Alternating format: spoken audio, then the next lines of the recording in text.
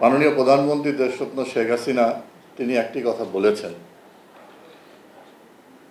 যে মানুষের জীবনের যে রক্ত শিরা যখন বন্ধ হয়ে যায় তখন মানুষের জীবনে প্রাণ থাকে না। বাংলাদেশের নদীগুলো হচ্ছে বাংলাদেশের শিরা। এটা যদি কখনো নদীর প্রবাহ বন্ধ হয়ে যায় বাংলাদেশ থেমে যাবে, বাংলাদেশের আর কোনো প্রাণ থাকবে না। এত বড় কথাটি আমরা বঙ্গবন্ধুর পরে আর কোনো সরকার প্রধান বা রাষ্ট্রপ্রধানের কাছে শুনি নাই, আমি শুনি নাই। তো সেই ধরনের কোনো আমার কাছে কোনো ডকুমেন্টস নেই। তো এই কথাটা যিনি বলতে পারেন তার নদীর উপরে তার যে ভালোবাসা প্রেম কত কি। এখানে বঙ্গবন্ধুর শেখ রোকন বঙ্গবন্ধুর কথা বলেছেন 52 সালে তিনি যখন চীন সফর করেছেন যে আমরা নদীর দেশের মানুষ। সেখানে গিয়েও তিনি নদীর দেশের মানুষ এবং নদীকে তিনি কিভাবে তুলে ধরেছেন যে আমার দেখা নয়া চীন, সেই বইটি পড়লেই আমরা বুঝতে পারি নদীকে নিয়ে আমাদের কত বড় একটা অর্জন ছিল 71 সালে, এবং গর্ব এবং অহংকারের। গরিব দেশ, যে দেশের মানুষ যখন খেতে পারত না, পরনে কাপড় ছিল না, চিকিৎসা ছিল না, সেই সময় আমাদের সরকার প্রধান রাষ্ট্রপ্রধান পৃথিবীর যেই দিকে গেছেন তাবৎ দুনিয়ায় যেখানেই গেছেন তিনি সেখানে কি পরিমাণ সম্মানিত হয়েছেন। ফিদেল কাস্ট্রো বলেছে যে আমি হিমালয়ে দেখিনি, আমি শেখ মুজিবকে দেখেছি, আমার হিমালয়ে দেখা হয়ে গেছে। বাংলাদেশের উচ্চতা কোন জায়গায় ছিল, সেই বাংলাদেশকে আমরা কোথায় নামিয়ে এনেছি, সেই বাংলাদেশকে আমরা কোথায় নামিয়ে এনেছি। একটি হত্যাকাণ্ড যেটাকে ব্যক্তি পারিবারিক হত্যাকাণ্ড বলে প্রথমে বলা হয়েছে, পরবর্তীতে আমরা দেশের মানুষ বুঝতে পেরেছি এটা ব্যক্তি বা পারিবারিক হত্যাকাণ্ড নয়, এটা বাংলাদেশকে হত্যাকাণ্ডের একটা মহা কর্মযোগ। কাজেই সেইখান থেকেই কিন্তু আমাদের এই দখলদারিত্বের যে রাজনীতি, আজকে রাজনীতিবিদদেরকে অনেকে কথা বললেন, রাজনীতির সোনার ছেলেরা, আওয়ামী লীগের সোনার ছেলেরা, এই সোনার ছেলে তো এমনি তৈরি হয়নি। ওই সোনার ছেলে তৈরি হয়েছে 1975 সালের রক্তপাতের মধ্য দিয়ে। যেই দেশের মানুষ 30 লক্ষ মানুষ জীবন দিতে পারে, সেই দেশের মানুষরা এই বাংলাদেশের সোনার বাংলা করতে পারে না, এটা কি আমাদেরকে বিশ্বাস করতে হবে? এটা বিশ্বাস করা যায় না। সে দেশের মানুষ কি নদীকে হত্যা করতে পারে, দখল করতে পারে? এটা বিশ্বাস করা যায় না। শুধু আমাদের এই যে সমাজ ব্যবস্থা, রাজনৈতিক ব্যবস্থার এই যে অধপতনের কারণে কিন্তু এই জায়গাটা তৈরি হয়েছে। অনেকে বলে বীর মুক্তিযোদ্ধা, পরিচয় করিয়ে দেয় যে অমুক সেক্টরে যুদ্ধ করেছে, কিন্তু নদী নালা খালবিলের কথা কেউ বলে না। এই বাংলাদেশে নদী নালা খালবিল না থাকলে এই পাকিস্তান হানাদার বাহিনীকে আমরা পরাজিত করতে পারতাম না। এত বড় ঢাল হিসাবে ব্যবহার করা হয়েছে। যেভাবে আজকে সুন্দরবন আমাদের ঘূর্ণিঝড় বা জলোচ্ছ্বাস থেকে রক্ষা করতেছে আমাদেরকে, অথচ আমরা এই নদী নালা খালবিলের কোনো স্বীকৃতি নাই। যাত্রা কিন্তু শুরু হয়েছে, এবং এই যে আপনার এই যে সম্মেলন, আজকের এই সম্মেলনের যে আপনাদের উপস্থিতি এবং মনোযোগ প্রমাণ করে যে এটা কিন্তু আরেকটা নদী রক্ষার একটা বড় ধরনের যুদ্ধ শুরু হয়েছে। এই যুদ্ধে আমরা জয়যুক্ত হব। প্রথম আমাদের সচেতনতাটা তৈরি করতে হবে।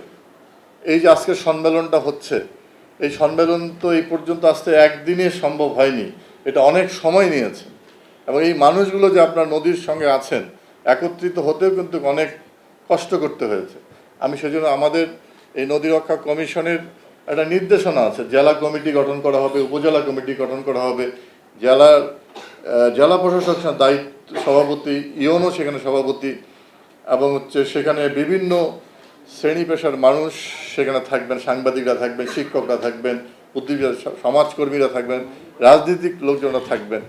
যখন এই সভাগুলো যখন হবে, এই সভাগুলো যখন এই কমিটি যখন মানুষের সঙ্গে কথা বলবে, নদীর পাড়ে গিয়ে কথা বলবে, তখন যে মানুষটি জানে না যে নদী দখল হয়ে যাচ্ছে, সেও বুঝবে যে না, নদী দখল হচ্ছে।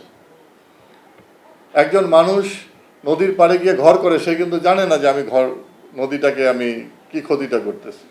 পানি উন্নয়ন বোর্ডের কথা বলা হয়, আমি যে দিনাজপুরের কথাই বলি, পানি উন্নয়ন বোর্ড 327 কোটি টাকা ব্যয় করে শহর রক্ষা বাঁধ করেছে, কিন্তু বাঁধের উপরে বাড়িঘর, এবং এই বাড়িঘরের যে প্রত্যেক দিনের যে ব্যবহারকারী পানি বর্জ্য, সেগুলো কিন্তু ওই বাঁধের উপর দিয়ে যাচ্ছে, এবং বাঁধ কিন্তু ধীরে ধীরে সেখানে ক্ষতিগ্রস্ত হচ্ছে। একটা পর্যায়ে কিন্তু বাঁধ এখানে থাকবে না। কিন্তু ওই মানুষটি জানে না যেই কারণে বাঁধটির এত ক্ষতি হচ্ছে। এইটার দায়িত্ব হচ্ছে এই নদী রক্ষা যে কমিটি আছে, এই কমিটির মানুষগুলো যদি ওইখানে গিয়ে সেই সচেতনতাটা এবং ওই যে পয় নিষ্কাশনের যে বিকল্প ব্যবস্থা করে দেয়, তাহলে কিন্তু বাঁধটা রক্ষা পাবে। ঢাকার চারপাশে নদী যখন আমরা দখলদারের হাত থেকে মুক্ত করার জন্য যেই পদক্ষেপটা নিলাম 2019 সালের 14ই জানুয়ারি আমাদের সিদ্ধান্ত হয়েছে, 28শে জানুয়ারি থেকে আমাদের সেই অপারেশন শুরু হয়েছে।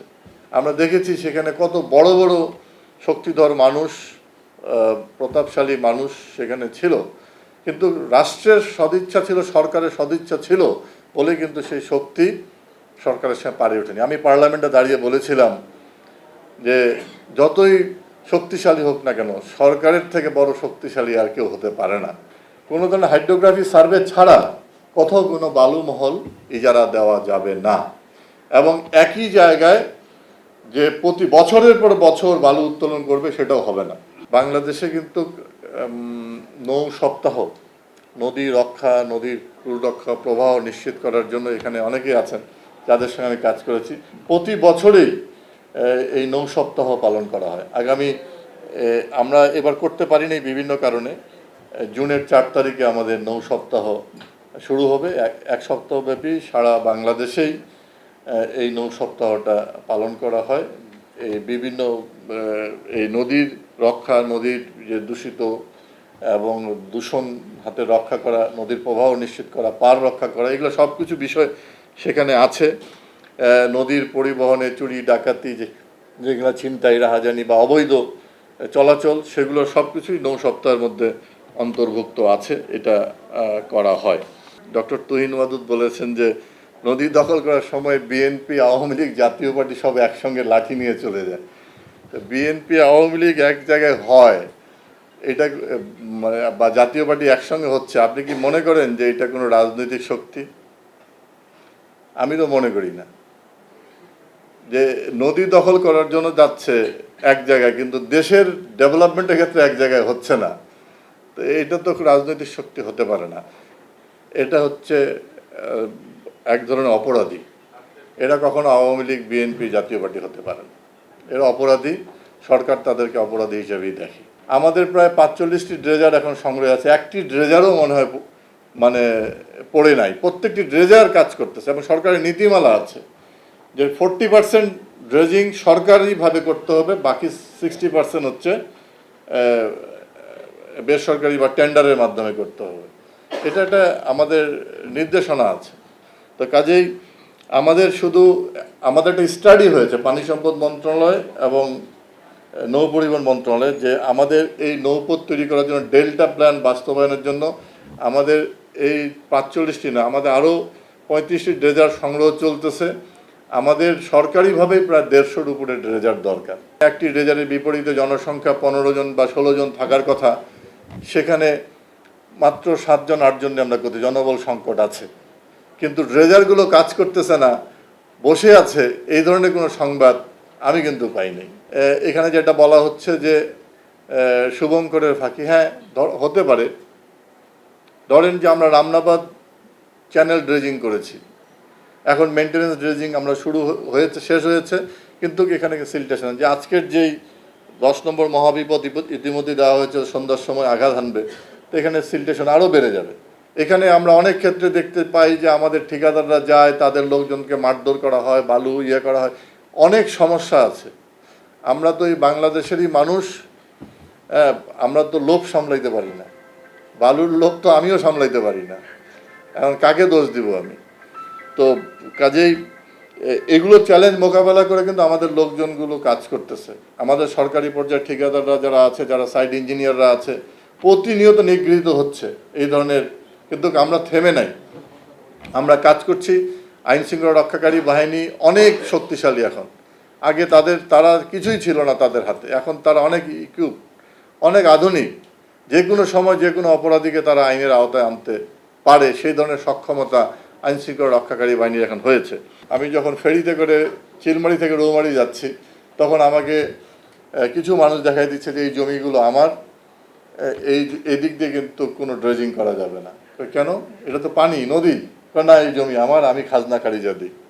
30 বছর যাবৎ সে সরকারকে খাজনা দিচ্ছে এই জমির জন্য। তার বিশ্বাস কোনো এক সময় এখানে চর উঠবে, এই জমি আমার নিয়ন্ত্রণে আসবে। এখন ওই সেখানে আমাদেরকে ড্রেজিং করতে দিবে না। কিন্তু আমরা যখন কথা বলি তখন বলি যে নদী যেদিকেই যাবে সেটাই নদী। এখন আইনগতভাবে কিন্তু এখানে আমরা আটকানো। এই এই এই অনেক চ্যালেঞ্জ আছে। কাজেই আমি অনেক সময় আমরা দেখি যে নদী তো প্রবাহিত হচ্ছে, অথচ এখানে কোনো সরকারের কোনো পদক্ষেপ নেই। সরকার কিন্তু আইনের বেড়াজালে আটকানো থাকে। তখন এলো খবরের কাগজ, নিখাত, নির্ভীক, নিরপেক্ষ।